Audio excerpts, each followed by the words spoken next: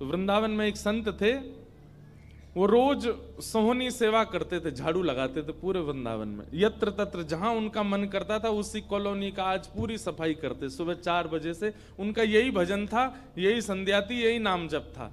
सोहनी लेते और लेकर के बुहारते पूरे मार्ग को, और हमारी आपकी तरह नहीं जोर जोर से, नहीं, धीमे धीमे। उनके मन में यह भाव था कि वृंदावन श्री प्रिया प्रियतम का ही स्वरूप है, इनके प्रति मैं रोष नहीं करूंगा, धीमे धीमे। और जब बुहारते थे तो अपने नेत्रों से ध्यान पूर्वक ब्रज की रज को देखते थे, कहीं कोई चिन्ह दिख जाए, कहीं किशोरी जी के चरण रज दिख जाए, कहीं ठाकुर जी के चरण दिख जाए। करते करते जब वर्षों बीत गए तो किशोरी जी के मन में भाव आया, हम नित्य रास के लिए वृंदावन में जाते हैं और पूरे वृंदावन को सुव्यवस्थित ये महात्मा करके रखते हैं, और इनकी एक ही अभिलाषा है कि हमारे चरण चिन्ह इनको दिख जाएं। एक दिन किशोरी जी ने उनको अपने चरण चिन्ह का दर्शन कराया। वो चरण चिन्ह देख करके उनके मन में विश्वास हो गया कि हे श्यामा जो चरण चिन्ह है, इसका मतलब चरण भी है, और चरण है तो मतलब आप भी हो। जब चरण चिन्ह तक ले ही आई हो तो आप अपने दर्शन भी करा दो। अब अगली उनकी स्थिति हो गई कि अब चरण चिन्ह नहीं, अब तो प्रत्यक्ष किशोरी जी को देखना है। लेकिन हमारे ब्रज की एक परंपरा है कि जब तक किशोरी जी की सखियां अनुमति नहीं देंगी ना, तब तक किशोरी जी के दर्शन नहीं हो सकते। इसलिए ललिता जी को मनाओ, विशाखा जी को मनाओ, यमुना जी को मनाओ, गोपेश्वर महादेव को मनाओ, सखियां जब रीझ जाएंगी तब किशोरी जी से मिलना होगा। वृंदावन रस अलग है। अभी हम 15 तारीख से जो कथा करने वाले हैं वो वृंदावन रस के ही ऊपर है। 15 से लेकर के 18 अप्रैल तक गांधी धाम कच्छ गुजरात में, जहां पर वृंदावन रसामृत पद लिखा गया, वहां उस कथा को आप लाइव सुनना, उसमें वृंदावन रस की ज्यादा चर्चा करेंगे। तो जब तक ललिता विशाखा आदि सखियां अनुमति नहीं देती तब तक किशोरी जी के दर्शन नहीं होते। लेकिन किशोरी जी तो चाहती हैं कि उनको दर्शन दें। तो एक दिन किशोरी जी ने रास करते करते अपना नूपुर वहीं छोड़ दिया, और नूपुर छोड़ करके किशोरी जी निकुंज में चली गई। आप सुबह सुबह जब सोहनी करने आए तो आपको वो नूपुर मिला, और नूपुर देख करके वो आनंदित हो गए। इतना सुंदर नूपुर, ऐसी सुंदर उसकी कलाकृति, इतना हल्का उसका वजन, इतना सुंदर उसका स्वरूप।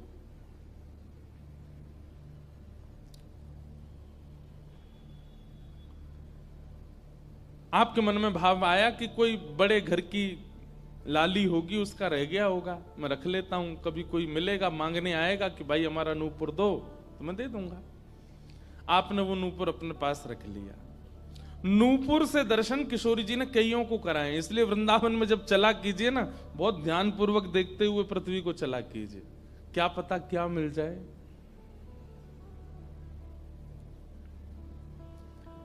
सूरदास जी को भी नूपुर से ही दर्शन हुए किशोरी जी के, और आज इन महापुरुष को भी हो रहे हैं। मुझे नाम स्मृति में नहीं आ रहा है, शायद संभवतः श्याम चरण दास जी नाम था। तो नूपुर को अपने पास रख लिया। किशोरी जी का नियम है कि जब रास में जाती हैं तो सब सखियां उनका श्रृंगार करती हैं, और एक एक श्रृंगार जो उन्होंने धारण किया है वो लिख लेती हैं। कानन में कुंडल पहने हैं, गले में ये हार पहना है, उसके ऊपर मोतिन की माला पहनी है, फिर गुंजा माला पहनी है, फिर नवलखा के हार पहने, हाथन में इतने कड़ूला पहने हैं, पैरन में पाजे। क्यों? बोले रास में श्याम सुंदर आते हैं, पता ना काचोरी करके भाग जाएं। अगर एक कम रह जाए तो फिर ठाकुर जी की शामत कहाँ है, हमारी श्री जी का श्रृंगार बताओ। इसलिए सब सखियां जो हैं किशोरी जी के सिर से लेकर नख तक एक एक श्रृंगार को लिख लेती हैं पहले, रास में भेजने से पहले।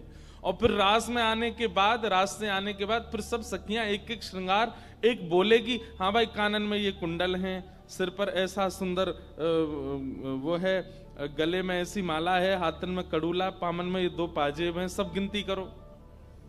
और एक एक करके उतारती जाती सखियां।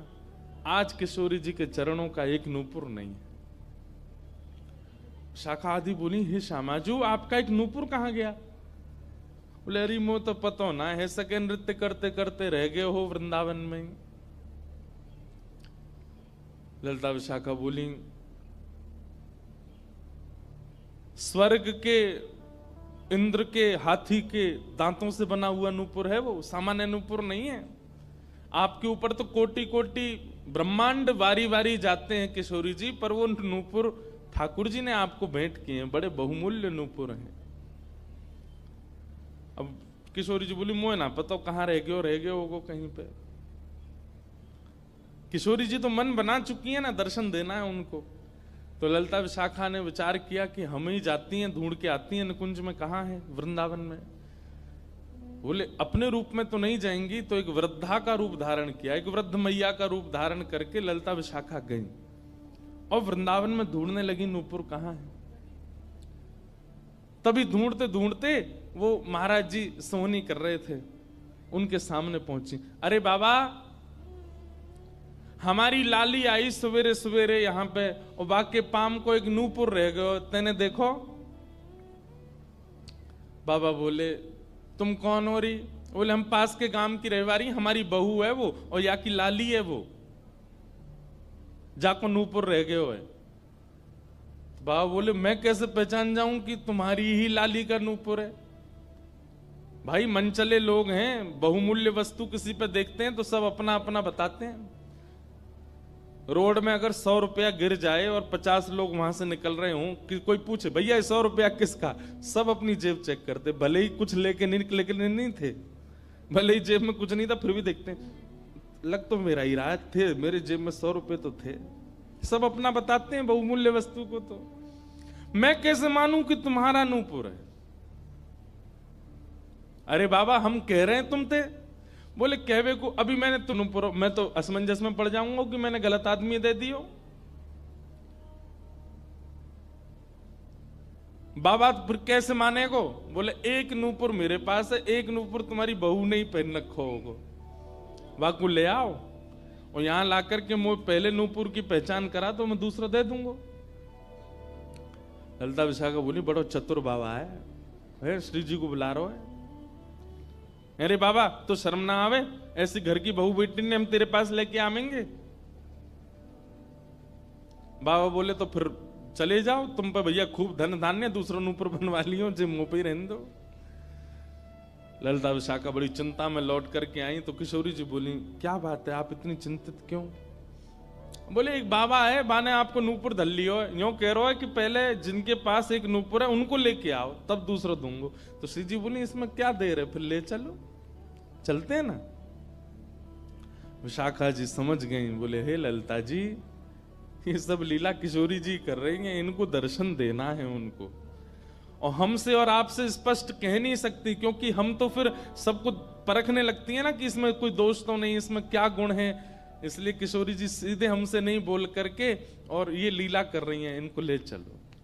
और किशोरी जी आई वृंदावन, और महात्मा बैठे सोहनी कर रहे थे, और सामने से जैसे ही किशोरी जी को आते हुए देखा, बाबा ले हमारी बहू आ गई, अब नूपुर दे दे, देख या को नूपुर भी वैसा ही है। बाबा बोले मेरी आंख की कमजोर है ने, दूर से दिखना रही, पास लाके हाथ से स्पर्श कराओ। ललिता विशाखा बोली बाबा तो शर्म ना आ रही अपनी बहू को स्पर्श करा में? तो बोले चरण स्पर्श करावे में कहा देर, ले आओ। किशोरी जी समीप गई, जैसी चरण स्पर्श किए अपने हाथों से नूपुर पहना करके लिपट गए चरणों से। हे किशोरी जी, हे श्यामाजू, अब कृपा करो, मैं जानूं ना तो ये दोनों कोई बूढ़ी मैया हैं और ना आप इनकी बहू, आप साक्षात किशोरी और ये ललिता विशाखा है, अब मुंह पे कृपा करो। तो किशोरी जी ने उसी नूपुर से उन महात्मा के सिर पर एक चिन्ह बना दिया, अपने नूपुर का ही चिन्ह बना दिया, और कहा बाबा अब जीवन भर ये छाप आपके मस्तक पर ही रहेगी, मेरे नूपुर की छाप। उन महात्मा के मस्तिष्क पर जैसे हमारे तिलक दिखता है, ऐसे प्रत्यक्ष नूपुर की छाप प्रत्यक्ष सबको दिखने लगी। अब ये तो थी उनके ऊपर कृपा, लेकिन इससे क्या हुआ कि वे महात्मा लौट करके जब अपने आश्रम आए तो उनके गुरुजी ने जब उनके माथे पर देखा तो वो बोले, ए तुमने अपने गुरु के द्वारा दिया हुआ चिन्ह बदल दिया? हमने जो तुमको तिलक दिया तुम वो क्यों नहीं लगाते, ये क्या लगाए घूम रहे हो। तो हाथ जोड़ के निवेदन किया, गुरुजी ये कोई तिलक नहीं है, ये कोई चिन्ह नहीं है, ये तो मेरी किशोरी जी ने कृपा करके अपने नूपुर का चिन्ह मुझे दे दिया है। तो गुरुदेव बोले, हाँ तू बहुत बड़ा भक्त है ना, किशोरी जी आकर के तुझको चिन्ह देंगी। कोई माने नहीं, सब बोले जाओ इसको मिटा के आओ, और जो मैंने तुमको चिन्ह दिया है वो लगाओ। अब पहले तो उनके हाथ कांपे कि मैं इसको कैसे मिटाऊं, लेकिन गुरु आज्ञा से ऊपर कोई नहीं। देखो ये गुरु निष्ठा होती है। किशोरी जी ने भले ही चिन्ह दिया, लेकिन गुरु आज्ञा है तो ठीक है। गए यमुना जल से, सुबह से शाम हो गई मिटाते मिटाते, लेकिन वो चिन्ह मिटा नहीं उनसे। शाम को लौट करके आश्रम आए तो गुरुजी बोले, मैंने तुझे सुबह टोका था ना ये चिन्ह मिटा के आ, और तू अभी भी नहीं मिटा रहा। बोले गुरुजी मैंने प्रयास तो बहुत कर लिया लेकिन ये मिट नहीं रहा है। तब भी उनके गुरुजी माने नहीं।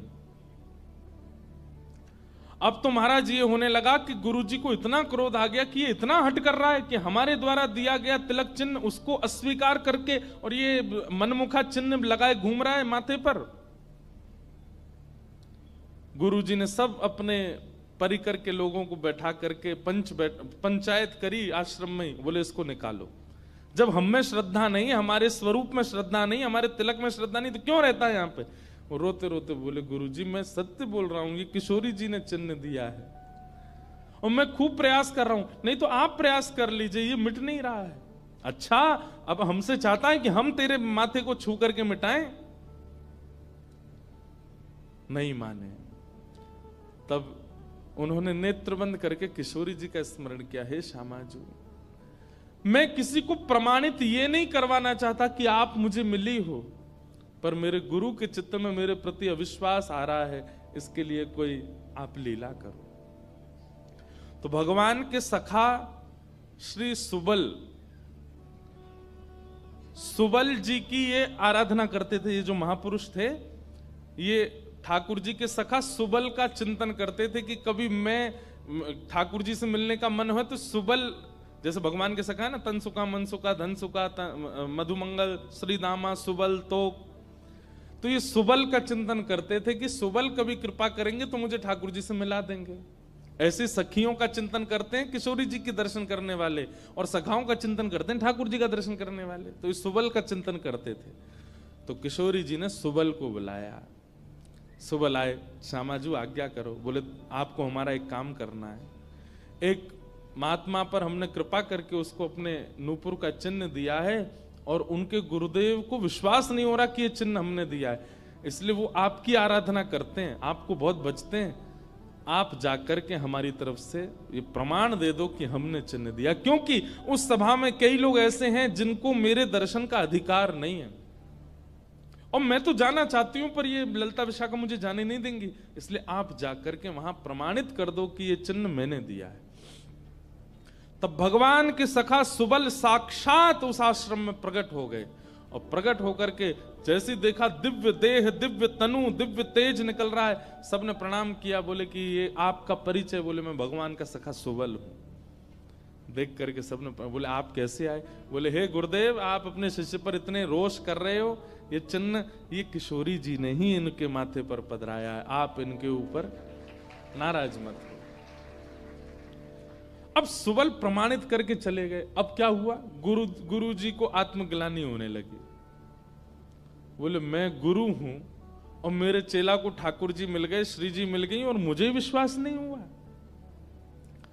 तब गुरु जी ने अपने गुरुजनों को, अपने श्रेष्ठ जनों से जाकर के कहा कि मुझसे अपराध बना है। ठीक है, गुरु शिष्य के ऊपर क्रोध कर सकता है, उसका कोई दंड नहीं होता, पर किशोरी जी के द्वारा कृपा की गई, मैंने उस पर प्रश्न चिन्ह उठा दिया, इसका तो मुझे दंड मिलना चाहिए। तब सब रसिक जनों ने विचार किया। बोले इसका क्या दंड दें। तो बोले आप एक काम कीजिए कि दंडोत्सव कीजिए। दंडोत्सव। बोले दंडोत्सव में क्या करना है। बोले आज तक जितनी तुम्हारे पास जमा पूंजी है सब संतों की, भक्तों की सेवा में लगा करके और आनंद से सुंदर भंडारा करो, सुंदर नाम संकीर्तन करो, सुंदर अपने घर पर एक उत्सव रखो और उसमें जितने महापुरुष आए सबको दंडवत प्रणाम करते करते सबसे क्षमा मांगो और फिर जब सब तुम्हारा धन संपत्ति अब तक जितनी कमाई वो सब संतों की सेवा में लग जाए, फिर उन संतों से कृपा प्रसादी मांगो कि आप सब मुझे क्षमा कर दो। इस प्रकार से दंडोत्सव करो। तो जिन्होंने ये भाव कहा है उनको ये दंडोत्सव करना है।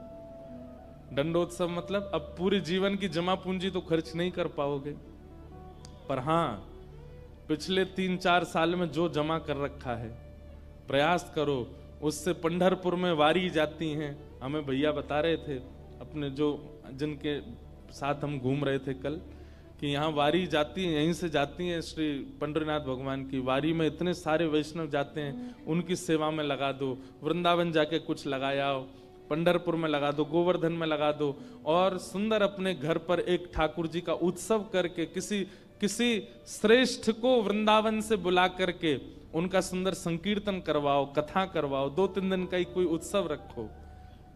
इस प्रकार से अपनी वो जमा पूंजी संत वैष्णवों की सेवा में खर्च करके भंडारा करा के जितनों से मिलो सबसे क्षमा मांगो। वारी निकलती है आषाढ़ी एकादशी पर, इतने सारे वैष्णव जाते हैं पंढरपुर दर्शन करने, मार्ग पे खड़े होकर सबको शरबत पिलाओ और जो जो शरबत पिए उससे क्षमा मांगो, मुझे क्षमा कर दो, मुझसे अपराध बना है, मैंने कंठी पहनने के बाद भी मांस का सेवन किया, मैंने मद्य का सेवन किया, मैंने ऐसा किया, ये क्षमा मांगो। असंख्य भक्त एक साथ जब आपको क्षमा करेंगे तब आपका ये अपराध पूर्ण होगा। इसी को कहते हैं दंडोत्सव। तो फिर कथा पूरी करें। वो महाराज जी को सब लोगों ने कहा तुम दंडोत्सव करो, तो उन्होंने कहा ठीक है, मैं अगले 7 दिन के लिए दंडोत्सव करूंगा। ब्रज में जितने भी संत आवेंगे ब्रज की सीमा पर खड़े होकर के सबको माला पहना करके सबको सत्कार के साथ लाया जाए। आश्रम में उनकी रहने की सुंदर व्यवस्था, प्रसाद की व्यवस्था, और नाम संकीर्तन अखंड चले 24 घंटा 7 दिन तक, और खूब भंडारा चले, और जितने महापुरुष आए सबसे क्षमा मांगने।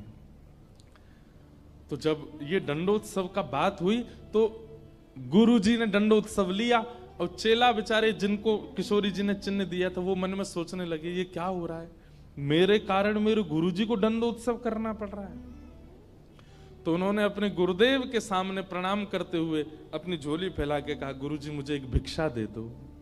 तो क्या चाहिए?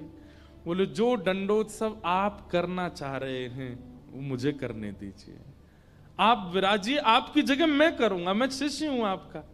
तो बोले नहीं नहीं, अपराध हमने किया तो तुम क्यों करोगे? बोले गुरुजी बस यही कृपा चाहिए। तब बड़े संतों ने मिलकर के सबने कहा कि भाई देखो शिष्य कर सकता है, अगर इनकी इच्छा है तो ये करने दो। तो फिर गुरुजी का दंडोत्सव उन्होंने ही किया जिनको चिन्ह किशोरी जी ने प्रदान किया था, दंडोत्सव मनाया। इस प्रकार भैया जिनसे ये अपराध बन जाता है ना, कभी कंठी माला पहनने के बाद अपराध बन जाता है, किसी वैष्णव के प्रति कुभाव बन जाता है, किसी तीर्थ में जाकर के कोई पाप बन जाता है, उनको ये सब दंडोत्सव करने चाहिए। अपनी कोई पैसा खर्च कराने के लिए नहीं कह रहे हम, लेकिन हाँ जितना हो सके वैष्णवों की सेवा करके, अब चाहे वो धन लगा के करनी पड़े, चाहे तन से करनी पड़े, चाहे मन से करनी पड़े। पर लोग बड़े कंजूस हैं आजकल। बोले कि महाराज जी आपने मन से सेवा भी तो कही है, कोल्हापुर में बैठे बैठे आंख बंद करके यहीं संतों की सेवा कर देंगे, इनके पाम पूछ दिए, 5000 रुपये हमने दक्षिणा में दे दिए, ले खर्च भी नहीं हुए, मन से सेवा भी हो गई। तो इसलिए दंडोत्सव करो।